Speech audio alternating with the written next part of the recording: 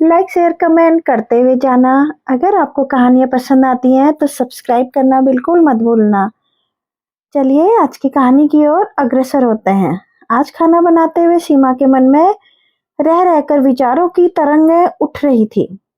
पिछले कई दिनों से वह देख रही थी कि उसके किशोर वही बेटी श्वेता उसके कमरे में पैर रखते ही चौंक पड़ती है। श्वेता का स्टडी टेबल खिड़की के पास है, इसलिए पढ़ते समय उसकी पीठ दरवाजे की तरफ रहती है। जैसे ही सीमा कमरे में जाती है, श्वेता की भंगिमा से लगता है जैसे वो कुछ छुपा रही है। पीठ होने से सीमा यह तो नहीं देख पाती है कि वह क्या छुपाती है, लेकिन कुछ बात है जरूर। अलमारी में कपड़े आदि रखते हुए सीमा एक सरसरी नजर उसके टेबल पर डाल देती है, लेकिन सामने फैली किताबों के अलावा और कुछ तो दिखाई नहीं देता है। तो ऐसी कोई चीज होगी जो वह कॉपी किताबों के नीचे सरका देती होगी। आजकल कई बार वह आईने के सामने भी अलग अलग कोणों से खुद को निहारती रहती है। श्वेता आयु के 16वें बसंत में है। इस उम्र में शरीर में हो रहे नित नए परिवर्तनों के साथ स्वयं को आईने में देखने का कौतूहल प्रतिपल होता ही रहता है।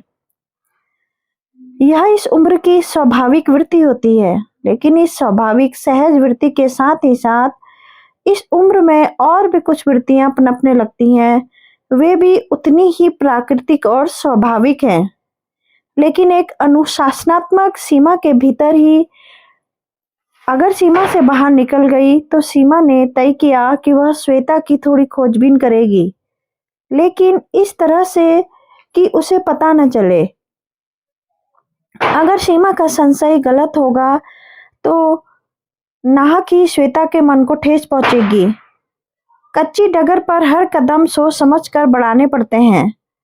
4-6 दिन और श्वेता की गतिविधियां देखने के बाद एक दिन सीमा ने उसके स्कूल जाने के बाद उसके बुक शेल्फ की तलाशी लेने का निश्चय किया।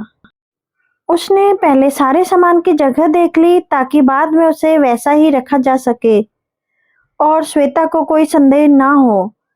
शेल्फ में ढेर सारी किताबों के बीच एकदम पीछे की ओर उसके पुराने पेंसिल बॉक्स में एक मोबाइल फोन रखा था। जाहिर है सीमा ने उसे फोन खरीद कर नहीं दिया।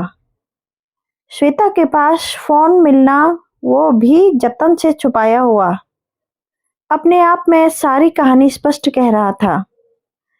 सीमा ने फोन के कॉल डिटेल चेक किए। एक ही नंबर पर सारे कॉल आए थे। फिर उसने मैसेज बॉक्स खोल कर देखा। जाहिर है उसमें भी एक ही नंबर पर सारे मैसेजेस आए गए थे। मैसेजेस ने भी सारी स्थिति स्पष्ट करा दी थी। सीमा ने शांत भाव से सारे संदेश पढ़े और फोन को यथास्थान रखकर सारी चीजें ठीक उसी प्रकार रख दी। 2 मिनट बैठकर वह सोचने लगी कि अब क्या किया जाए। संदेशों में ज्यादातर संदेश सामने वाले के ही थे, जो शायद श्वेता का ही कोई सहपाठी होगा। श्वेता के जवाब असमंजस भरे ही थे। इसका अर्थ है श्वेता एकदम किसी रो में बही नहीं है, लेकिन मन में एक रोमांच भरा प्रलोभन लिए किनारे पर ही खड़ी है। वो किसी भी क्षण बह सकती है। यह कोई अनहोनी या अप्रत्याशित बात नहीं है। हर पीढ़ी की माँ बेटियां इस दौर से गुजरती हैं। किसी का दौर आसानी से समझदारी से गुजर जाता है और किसी का परेशानियों से। जरा सी भी गलती हुई तो कच्ची डगर का यह सफर फिसलन और कठिनाइयों से भरा हो सकता है। हवा करने की कोई बात नहीं होती, क्योंकि मनुष्य की उत्पत्ति से ही यह अवस्था प्रत्येक पीढ़ी पर आती है। उस पर भी आई थी, उसकी माँ पर भी और नानी पर भी, और आगे भी आती रहेगी।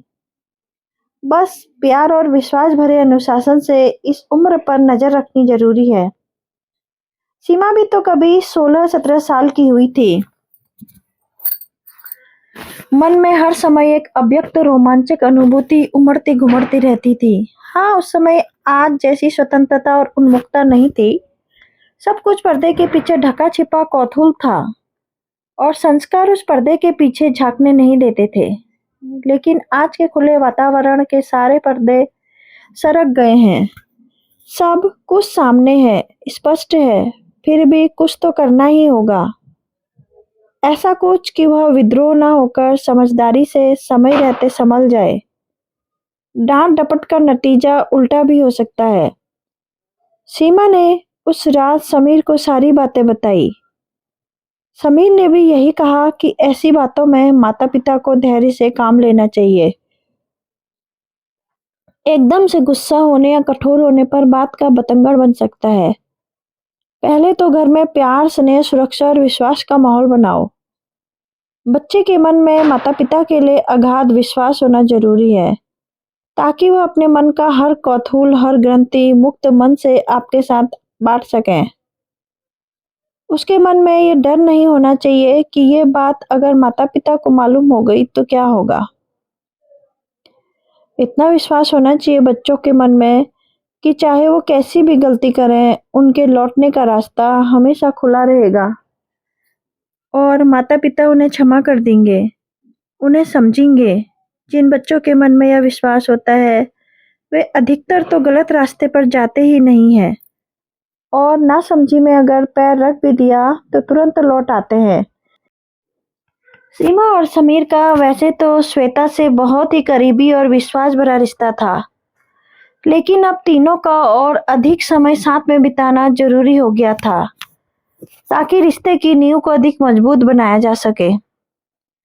सीमा और समीर ने तय किया कि आने वाले रविवार को तीनों पूरा दिन बाहर घूमने जाएंगे। जब तक घर का वातावरण ज्यादा से ज्यादा स्नेहपूर्ण और मस्ती भरा बनाकर रखा जाए। 4 दिनों तक श्वेता बाहर जाने के नाम से और रोज अपनी पसंद की चीजें बनने से बहुत प्रसन्न थी। रविवार को वह सुबह ही तैयार हो गई। समीर ने कार निकाली और वे लोग पास के एक दर्शनीय स्थल की ओर पिकनिक मनाने चल दिए। रास्ते में एक जगह सड़क बन रही थी। बड़ी बड़ी मशीनें लगी हुई थी। एक तरफ की सड़क गहरी खुदी हुई थी।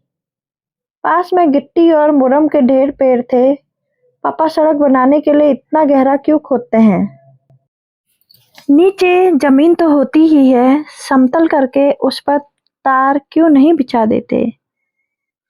अचानक श्वेता ने कहा, जमीन कच्ची होती है बेटा, अगर सीधे ही तार बिछा देंगे तो सड़क भारी वाहनों का बोझ नहीं उठा पाएगी और जल्दी ही टूट जाएगी।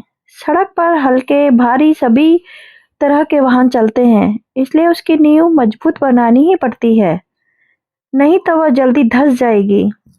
समीर ने जवाब दिया, जैसे मकान बनाते समय नींव जितनी मजबूत होगी, मकान उतना टिकाऊ होगा। समीर का जवाब सुनकर श्वेता कौतूहल से सड़क निर्माण देखने लगी। कैसे पहले गहरे तक खोदा गया, फिर उसमें मोटे मोटे पत्थर डाले गए, फिर एक एक करके मुरम, मोटा गिट्टी, बारीक गिट्टी और फिर तार कोल डाला गया। गंतव्य तक पहुंचने पर श्वेता ने उत्साह से कार से सामान निकाला और चटाई बिछाकर सारा सामान रखा। वह हरे भरे पेड़ पौधों से भरा एक सुंदर बगीचा था। ताजी ठंडी हवा चल रही थी। खाना खाने के बाद सीमा ने तरबस में चाय निकाली और सबको दे दी। चाय पीकर समीर आंख बंद करके चटाई पर लेट गए। सीमा और श्वेता बगीचे की सैर कर रही थी। एक जगह रात रानी के पौधे लगे थे। श्वेता उन्हें देखकर ठिठक गई। माँ, हमारे घर पर जो रात रानी का पौधा है, उस पर तो फूल आने लगे हैं, फिर यहाँ के पौधों पर एक भी फूल क्यों नहीं है? रात रानी के एक पौधे की डालियों को छूकर श्वेता बोली, बेटा, जिस तरह पक्की, मजबूत और टिकाऊ सड़कें बनाने के लिए जमीन की भाली भांति तैयारी करना पड़ता है, उसी तरह प्रकृति को भी पता है कि पौधा फूलों और फलों का धारण कर सकने योग्य कब होगा। प्रकृति सभी काम उचित समय पर करती है। वह कभी भी समय से पहले कोई काम नहीं करती। प्रकृति को पता है कि पौधा परिपक्व कब होगा। सारे पेड़ पौधे, जीव जंतु प्रकृति के समय चक्र के अनुसार ही चलते हैं। सीमा ने क्षण भर का विराम लिया और श्वेता के चेहरे को यूं एक गहरी दृष्टि से देखा। वो बड़े गौर से रात रानी के पौधे को देख रही थी। सीमा ने आगे कहना शुरू किया, ईश्वर का हमें भी प्रकृति के नियमों के अनुसार उसकी बनाई व्यवस्था में ही चलना चाहिए। जीवन में सभी बातों का एक उचित समय होता है। अगर कच्ची डगर पर ही चलना शुरू कर दें तो जिंदगी का वाहन दुर्घटनाग्रस्त हो सकता है। डगर भी टूट फूट जाती है जब तक मन पर्याप्त समझदार ना हो जाए और शरीर परिपक्व ना हो जाए। पेड़ पर फूलों और फलों का असमय बोझ नहीं डाला जाता। पेड़ तो फलेगा भी, फूलेगा भी, बढ़ेगा भी, लेकिन प्रकृति के नियमानुसार उचित समय पर 2 क्षण तक रुककर सीमा ने श्वेता को देखा। वह अर्थपूर्ण दृष्टि से उसे देख रही थी। प्रकृति ने आयु के प्रत्येक हिस्से के कर्तव्य निर्धारित कर रखे हैं। हमारा भी फर्ज बनता है कि हम उसकी व्यवस्था का सम्मान करें। जिस उम्र में जो कर्तव्य है उन्हें पूरी ईमानदारी से निभाएं और बाकी के लिए उचित आयु के आने की प्रतीक्षा करें। कहते हुए सीमा ने प्यार से श्वेता के कंधों पर हाथ रखा और उसका सर अपने कंधे पर टिका लिया। दूसरे दिन सुबह श्वेता स्कूल चली गई। उसे बस तक पहुंचाकर सीमा घर आई और घर व्यवस्थित करने लगी।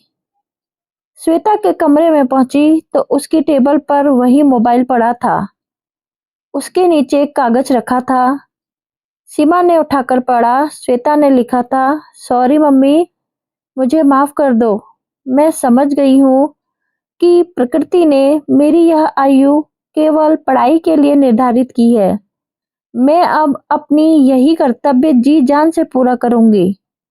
पढ़कर सीमा के चेहरे पर अपार संतोष भरी मुस्कुराहट छा गई। कच्ची डगर पर फिसलने का डर अब नहीं रहा। धैर्य और विश्वास की जीत हुई। सीमा और समीर ने अपनी संतान के मन में यह विश्वास जमाने में सफल हुए थे कि वह अगर कुछ गलत भी करती है तो माता पिता उसे माफ कर देंगे और उसके लौट आने का इंतजार करेंगे। हमेशा खुले मिलेंगे। अरविंद वर्मा यही विश्वास श्वेता को अब हमेशा सही राह पर ले जाएगा।